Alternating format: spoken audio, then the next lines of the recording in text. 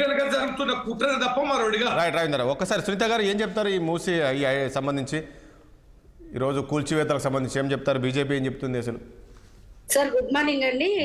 మన 6 టీవీ ప్రేక్షకులకు, రవీంద్రరావు గారికి, హర్షవర్ధన్ రెడ్డి గారికి, మీకు అందరికి గుడ్ మార్నింగ్. ఇప్పుడు వీళ్ళు మూసీ నది ప్రక్షాళన చేస్తామంటాం, సుందరీకరణ చేస్తామని చెప్తున్నారు. దానికి మేము ఎవ్వరం వ్యతిరేకం చెప్పలేదు కూడా, కానీ చేసే విధానంలోనే చాలా ఇబ్బందికరంగా ఉంది. ఎందుకు అంటే ప్రభుత్వానికే ఒక సమగ్ర విధానమే లేదు అసలు.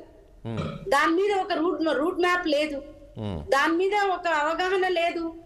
వాళ్ళు ఎక్కడ ఎంత తీసుకుంటున్నారో లేదు. ఇప్పుడు మా ఏరియా ఉందండి, చైతన్యపురి, న్యూ నాగోలు, న్యూ మారుతి నగర్, మూసారాంబాగ్ అంతా మా ఏరియా, మేముండే ఏరియానే. ఆ ఏరియాలో వాళ్ళు వచ్చి అక్కడ ప్రజలను కలిసి ఇది మేము దీనికోసం తీసుకుంటున్నాము, ఈ విధంగా డెవలప్ చేస్తాము, ఈ మురికి నీళ్ళ వల్ల మీకు ఇబ్బంది అవుతుంది, మీ ఇక్కడ చాలా వరకు రిజిస్ట్రేషన్ అంటే సొంతం అంటే కబ్జాలు పెట్టినవి కావు సార్, వాళ్ళు హక్కుదారులు. వాళ్ళకు కూడా ఆర్బిఎక్స్ అని ఒక రెడ్ స్టాంప్ వేసేసి వెళ్ళిపోయినరు. ధనాధన్ మొన్న వచ్చిండ్రు, కూర్చున్నారు, కూల్చేస్తామంటున్నారు. దాని మీద వీళ్ళకి ఏ విధమైన అవగాహన చేయలేదు.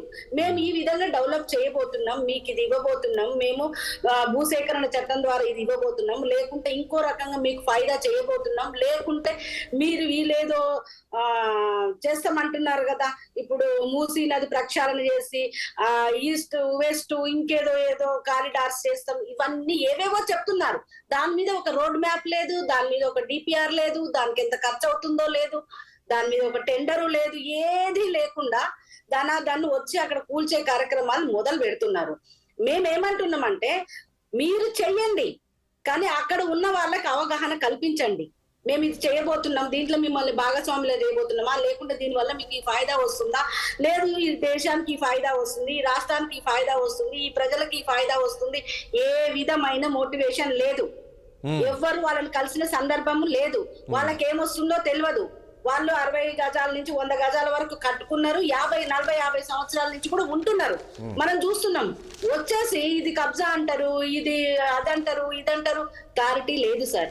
క్లారిటీ లేకపోవడం వల్ల ఎంత గందరగోళంగా ఉందంటే అంత గందరగోళంగా ఉంది. మేము ప్రత్యక్షంగా పోయినాము, అక్కడ ఏడుపులు, పెడబొబ్బలు, తిట్లు, శాపనార్థాలు మేము చూస్తున్నాం కూడా. ఇవన్నీ అవసరం లేదు. మీరు ఏదైతే సబర్మతి రివర్ ప్రాజెక్టు గురించి, ఇంకేదో ప్రాజెక్టుల గురించి చాలా చెప్తున్నారు. అక్కడ 3 సంవత్సరాలు పట్టింది సార్ ఇవన్నీ సెట్ రైట్ చేయడానికి కోసము. R&R ప్యాకేజీలకు కానివ్వండి, వాళ్ళకి రిహాబిలిటేషన్ కానివ్వండి, వాళ్ళకి నష్టపరిహారం కానీ ఇవన్నీ ఇవ్వడానికి వాళ్ళు 3 సంవత్సరాల టైం తీసుకున్నారు. కానీ ఇక్కడ అదేం లేదు. అసలు వీళ్ళకి అసలు FTL ఎంత వరకు ఉంది, బఫర్ జోన్ ఎంత వరకు ఉందో ఇప్పటి వరకు ఫైనలైజ్ చేయలేదు సార్. అంటే ప్రభుత్వం గందరగోళం ఉండి ప్రజల్ని గందరగోళంలో పడేస్తున్నారు. మీరు కబ్జాలు తీయండి, నాలాలు సాఫ్ చేయించండి. మరి ఆ సుందరీకరణ ఏందో మనకు తెలియదు. దానికి 150 కోట్లు అంటున్నారు, అదేందో తెలియదు. ఏది తెలియకుండా ఓన్లీ ఒకటి కూల్చే కార్యక్రమం పెట్టుకున్నప్పుడు ప్రజలు గందరగోళానికి గురవుతున్నారు. కాబట్టి మేమేమంటున్నామంటే ముందల మీరు ప్రజలకు అవగాహన కల్పించండి. మీరు ఏం చేయబోతున్నారు, మీరు ఒక పబ్లిక్ డొమైన్ లో పెట్టండి. మేము ఇది చేయబోతున్నాం, ఈ కారిడార్లు కట్టబోతున్నాం, ఈ హోటల్స్ కట్టబోతున్నాం, ఈ విధంగా సుందరీకరణ చేయబోతున్నాం, దీనికి ఇంత ఖర్చు అవుతుంది, ఇవన్నీ చేయండి.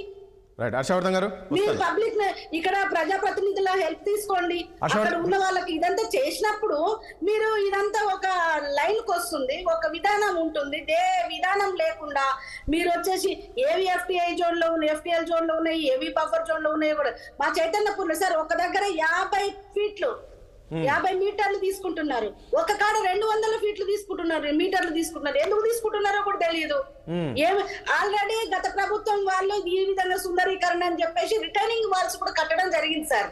రిటైనింగ్ వాల్స్ కట్టినాక ఆ పక్క నుంచి మొత్తము ఈ చిన్న చిన్న వ్యాపారస్తులు మొత్తం రేకుల షెడ్లు వేసుకొని వాళ్ళు మెకానిక్ షాపులు కానివ్వండి ఇట్లాంటివి చాలా పెట్టుకున్నారు.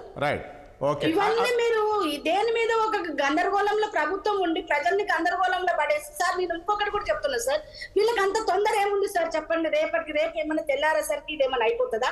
మొన్న ఒక దగ్గర కూల కొడుతుంటే సార్, నేను నాకు తెలిసి షేర్లింగంపల్లిలా డిమాలిషన్ చేస్తుంటే ఒక పాప మంచి నీళ్ళు అడుగుతుంటే కూడా ఇస్తలేరు సార్. పుస్తకాలు తెచ్చుకుంటా అంటే కూడా ఇస్తలేరు సార్. ఏమైతుంది సార్?